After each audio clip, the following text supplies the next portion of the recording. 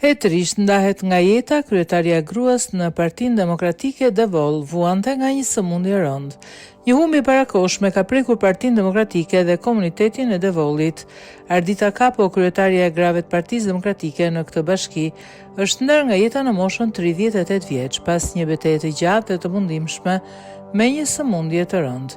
Ardita la pas dy vajzat e saj të mitura, ndërsa lajmin e hidhur e bëri publik deputeti i Partisë Demokratike Bledion Albati. Me një mesazh emocional ai përshkroi Arditën një grua të jashtëzakonshme, një luftëtare të fortë dhe një zë të rëndësishëm për gratë brenda Partisë Demokratike.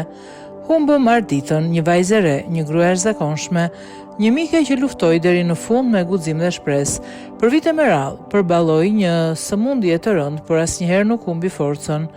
Buzëqeshjen dhe dashurinë për jetën, shkruan në Albati, duke shtuar se ajo ishte zëri grave dhe një lidere që i shërbeu me përkushtim njerëzve. Ardita Kapo do të kujtohet për angazhimin e saj politik, forcën shpirtërore dhe dashurinë për familjen e saj, ngushëllimet sinqerta familjarëve, miqve dhe gjithë atyre që patën fatin ta njohin, u prefsh në paqe Ardita.